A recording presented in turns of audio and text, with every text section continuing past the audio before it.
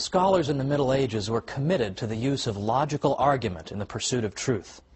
Today, we're going to explore how they used logical argument in pursuit of the ultimate question, whether God exists. How did they use reason to demonstrate that? Join me today for the Catholic Church, Builder of Civilization.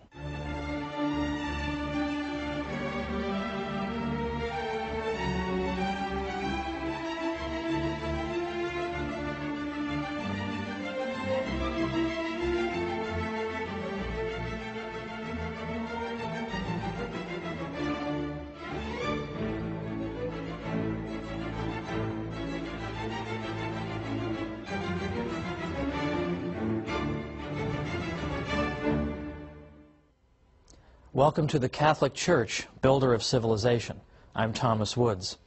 Last time we looked at the development of the university system and the indispensable role that the Catholic Church played. We saw how the popes played a critical role in protecting the students and fostering university life and even making possible an international scholarly community. Now, these days, unfortunately, the Church is rarely, if ever, given credit for these things, but I assure you, everything I'm telling you is based on sources that are easily consulted. Pick up a history of the university, and you'll read this for yourself. Today, I want to pursue this avenue of inquiry even further. I want to introduce some important personalities and look at things they did and said and the questions they pursued. And in particular, I want to take two famous people in church history and look at how they answered the critical question, can we prove the existence of God? And if so, how? Now that's very unfashionable today, because today, as I said at the beginning, we're being bombarded by arguments by, frankly, militant atheists who claim that it's irrational to believe in God, that of course a critical, scientific-minded thinker could never believe in God. Well, I hope to convince you otherwise today. Well, first, let's begin with a few personalities. It is worth noting that in the Middle Ages, there was a commitment to logical argument and a belief that logic and reason could lead you to the truth. In fact, Pope John the 21st wrote a book on logic, and his textbook was used for centuries afterward and went through 166 printings. Very, very few books go through that many printings. And here is a pope, a future pope, writing a book of that nature. Now, more specifically, a fellow named Peter Abelard was a scholar who died around 1142.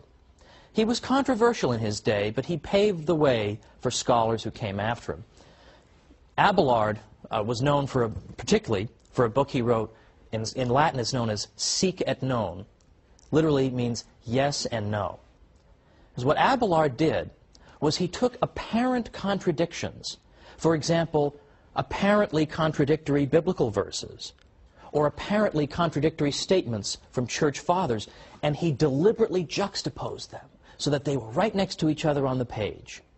And there you were, face to face with an apparent contradiction. How would that contradiction be resolved? Well, the reason that Abelard's book was a bit scandalous for his time was that he didn't answer that question. He left the apparent contradictions just hanging there. And the reason he did this is he said, I'm a teacher for a living, and I'm not going to do my students' work for them. His students had the task of reconciling these apparent contradictions. So I always get a kick out of it when young students in college would come up to me and say, well, aren't there a lot of contradictions in the Bible? Ho, ho, ho. Well, Peter Abelard was talking about this in the 12th century and was using reason to try to resolve them, so I don't think I need some kid from Long Island to tell me this. But Peter Abelard's point was that when you have two sources, both of which are authoritative, biblical verses, for example, church fathers, but they seem to be saying different things, how can you resolve this matter? You can't resolve it by an appeal to authority, because here you have two authorities that are saying different things. So how do we resolve it? Through the use of reason. Because Peter Abelard was convinced that truth could not contradict itself, that these contradictions must be only apparent contradictions, and that once we get beneath the surface, we'll find that in fact the statements can be perfectly well reconciled. For instance, perhaps the two speakers or the two verses are speaking about the same issue under different aspects. Or perhaps one of the quotations is taken out of context. Whatever the explanation, Peter Abelard was certain that there was one. So here was a scholar who was absolutely prepared to take apparent intellectual difficulties in the faith and arbitrate them at the bar of human reason. Now that is pretty much exactly the opposite impression that I think people have about the Catholic Church, is it not?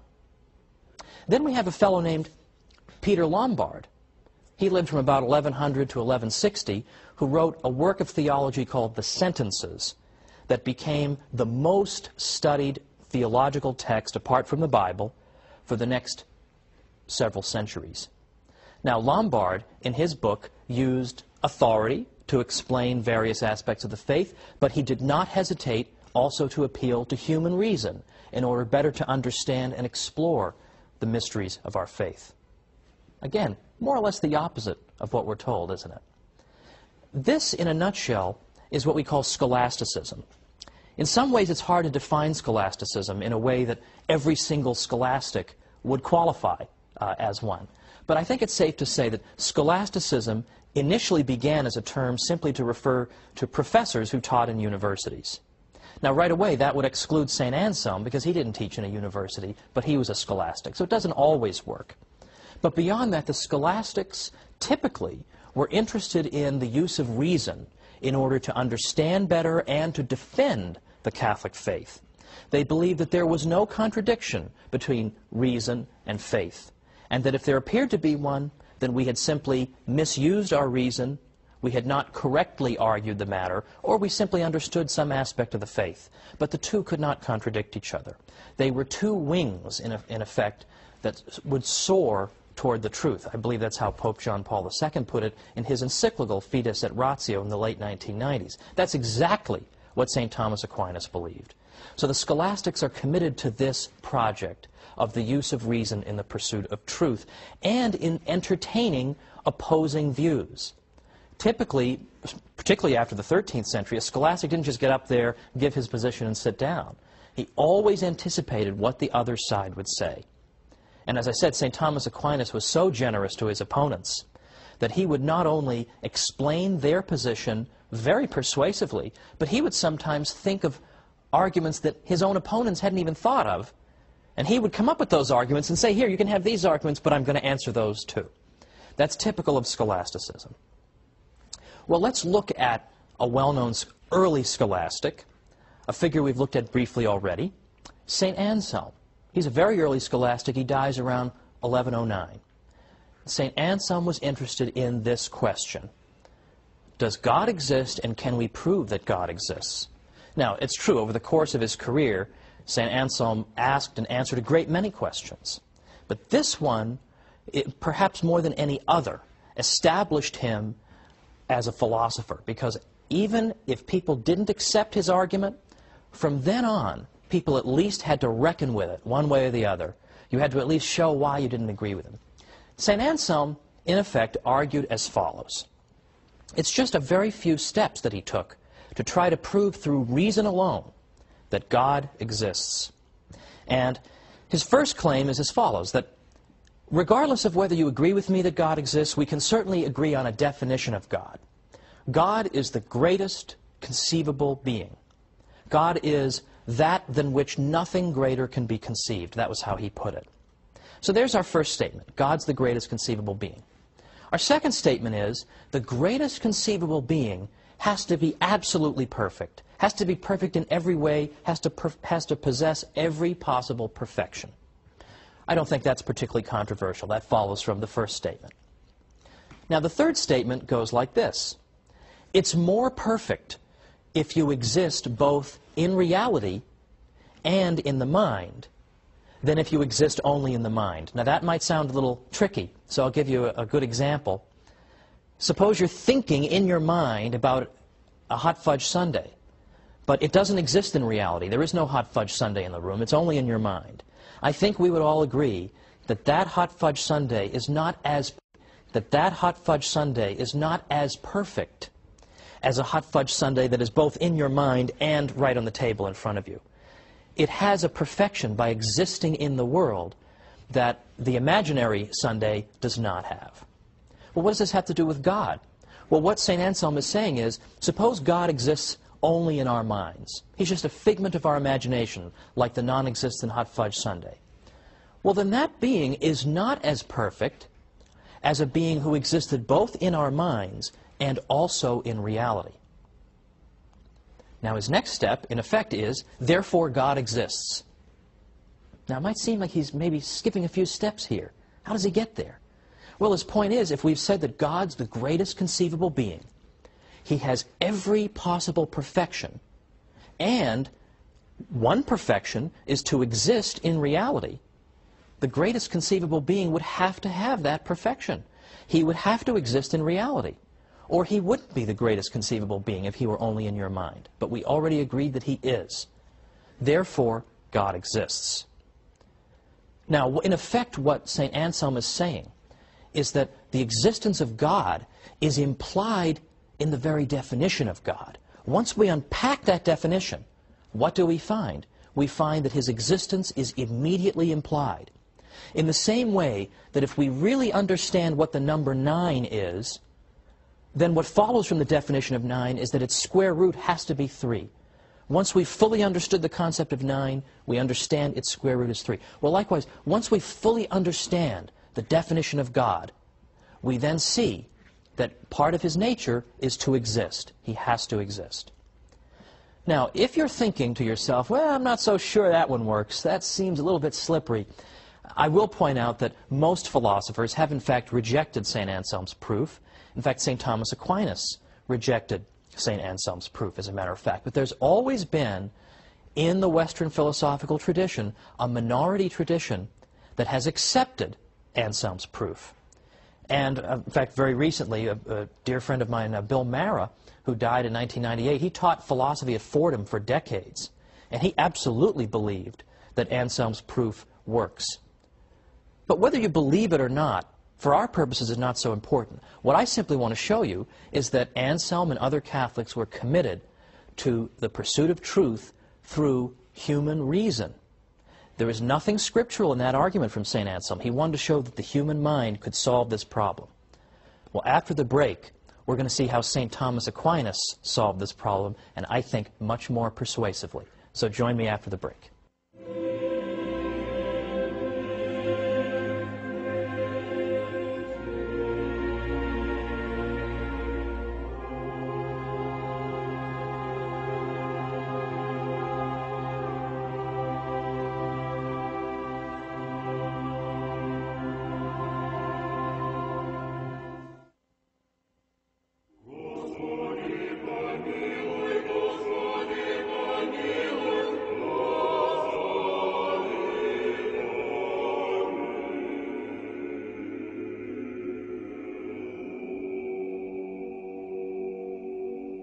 Welcome back to the Catholic Church, Builder of Civilization. I'm Thomas Woods. Before the break, we just finished looking at St. Anselm's proof for the existence of God. And if you want to impress your friends, you can refer to it as the ontological proof for the existence of God, and you can sound like a highfalutin philosopher. Not that you would want to, but you can do that. Now, as I said, St. Anselm's proof was rejected by a great many philosophers. Now I'd like to consider one that was offered by St. Thomas Aquinas. But let's first begin with a little bit of background on St. Thomas and his views. Now, St. Thomas lived in the 13th century from about 1225 to 1274. So when you consider how young a man he was when he died, his corpus of work becomes all the more impressive. How could you possibly have done this? How could you have possibly done it? It calls to mind the statement by St. Isidore of Seville, who once said that anyone who tells you that he's read everything Augustine has written must be a liar. Well, in a way, you almost feel that way about St. Thomas, anyone who's read it all and really, truly absorbed everything. Well, St. Thomas was convinced, as were the typical run of scholastics in his day, that faith and reason could not contradict each other. And St. Thomas believed that our knowledge consisted of 3 different kinds. For instance, he argued that some of our knowledge we know through divine revelation alone. Some knowledge we know both through divine revelation and through human reason, and still other kinds of knowledge are known through reason alone. So, for example, one piece of information that we have that we know through divine revelation alone would be that God is a Trinity, that He's one God in three divine persons. Now, St. Thomas Aquinas said that this is something we have to know through divine revelation because human reason could never arrive at this conclusion. This is an astonishing mystery. We could never arrive at this conclusion. Now, if I may digress for a moment, I'll point out that some thinkers have tried to claim that human reason can also prove the Trinity. The argument is that if we know that God is love, and we're going to make that something other than just a bumper sticker slogan, God is love, we're really going to take it seriously, then God has to have a threefold nature. Because if He is love, that means we have to have within God the two who love, because love exists between two parties, and then love is fruitful. So there has to be a third party, in effect. There has to be the fruits of that love. That's why some theologians have sometimes pointed to the family, the human family of husband, wife, and child, as in fact imaging the Trinity, as a mirror into the divine economy. Economy, of course, in its Greek root, meaning household.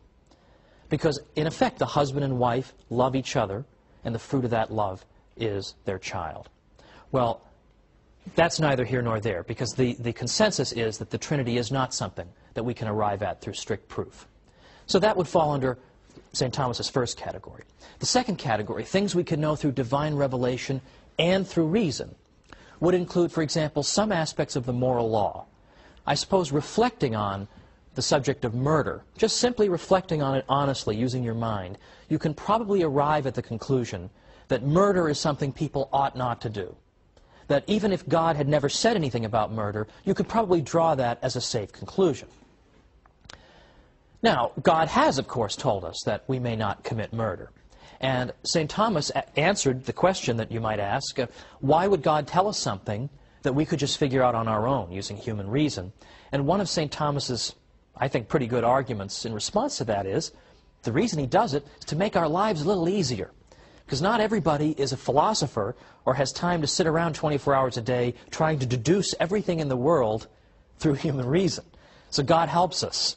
He tells us things that, yes, we could figure out on our own, but, well, some of us are too busy or blockheaded to do so, basically. The third area of knowledge is knowledge that is known through reason alone. And an example of that would be what causes rainbows. There's nothing in sacred scripture that explains to us what causes rainbows, and there's nothing in sacred tradition that explains it either. That we understand through the rigorous pursuit of reason. Well, now, getting back to St. Thomas, he poses the question whether God exists.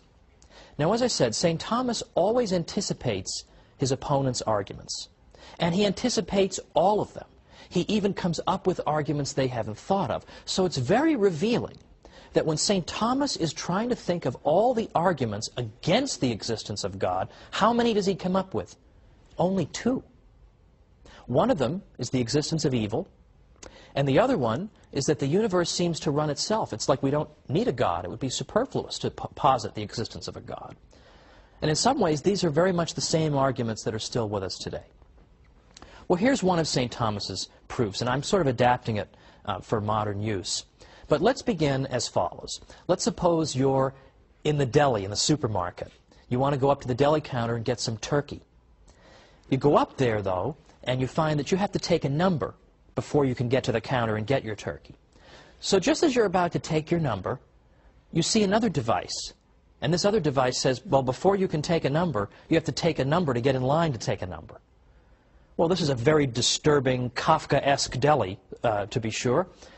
So you're about to take that number, and it turns out there's another number machine. It says, whoa, whoa, whoa, not so fast. Before you take that number, you have to take a number.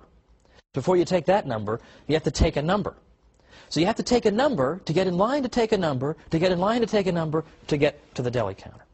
Well, suppose you turn your head and you see that going on infinitely down this supermarket is an infinite series of numbers you have to take. Well, are you ever going to get to the deli counter? Of course not. You'll spend the rest of your miserable, rotten life standing there, trying to take numbers, but being unable to do so because there's always a preceding one you have to take. You can never even take a number because there's always one before it that you are supposed to take first. You'll never get to the deli counter, that's for sure. But suppose you're wandering around all frustrated in the supermarket, you're wandering around, and you see somebody with turkey in the shopping cart. Then you know the numbers must not go on forever, because then how did this person get the turkey? There must have been a stopping point somewhere. Or consider this. You want to sign up for a course at a college, a special course, and you're told, well, if you want to sign up for that course, you have to go see Mr. Jones. You go see Mr. Jones, and he says, oh, sorry, before you can see me, you've got to see Mr. Brown. Mr. Brown says, before you can see me, you've got to see Mr. Johnson. You say to yourself, what in the world? Obviously, I don't need to take this course. It's going to drive me insane. You'll obviously never get in there because there's always somebody earlier you have to get permission from before you can do it. But suppose you see somebody enrolled in that course. Then you know there must not be an infinite sequence of people you need to get permission from, because then how did this person get in there? Now, what does this have to do with the existence of God? We have a basic insight as human beings that every effect has a cause. Nothing just exists on its own. Nobody goes down to the beach and says, oh, this sandcastle must have just been randomly created by the movement of the waves, or it existed from all time, or my watch here. Nobody would look at this watch and say, oh, I bet this has just always been there before the beginning of time. No one would say that. Okay, we know that would be nonsense. Or, and I apologize to whoever it is I'm borrowing this from. I can't remember what your name is, but I like this example. Suppose I walk into my office and there's a bowling ball on my chair. Now, there are many possible ways it could have gotten there, but the one explanation I will not accept is, well, it just appeared. It had no cause. No one would accept that, right? I would be willing to consider the most ridiculous explanations before I would accept that. In fact, I'd be willing to consider the possibility that the CIA is trying to spy on me, and they've put a little chip in this bowling ball to make that possible. I would consider that before I would consider the ball just appeared. Well, now here's St. Thomas's proof. Every effect requires a cause. So consider anything existing. It requires a cause. Consider a thing Z. It requires a cause. We'll call the cause of Z Y. But the problem is, Y requires a cause too, right? Y doesn't just exist out of nowhere. Y also has to be caused. Well, what caused Y? Well, we'll say X caused Y. But then we're back to the same problem. What caused X? X isn't just self-existing. Every effect requires a cause. So what caused X? Let's see. W. Okay, I guess you can probably see where I'm going with this. W caused X. And then we keep on going because that doesn't solve the problem either. Because then what caused W? So what St. Thomas is saying is, suppose you have an infinite series of causes in which Z is caused by Y, but Y is caused by X. X is caused by W. W is caused by V, and this just goes on and on forever. If that were true, then nothing would exist. Nothing would exist because before anything could exist, it would be awaiting a cause for its existence. But that cause doesn't yet exist because it requires a cause. And that cause doesn't yet exist because it's awaiting a cause. If everything is always awaiting a previously existing cause, the sequence of causes could never get started. It would be like waiting to try to get turkey at that hideous deli. It just goes on forever. You can never get it started. You can never get that number to get started. It just goes on forever. You'd never get any turkey. And in this case, nothing would exist in the world. But look around you. Things do exist. Okay? Things do exist. The TV you're watching this on exists. All these things do exist. So the series of causes cannot logically go on forever.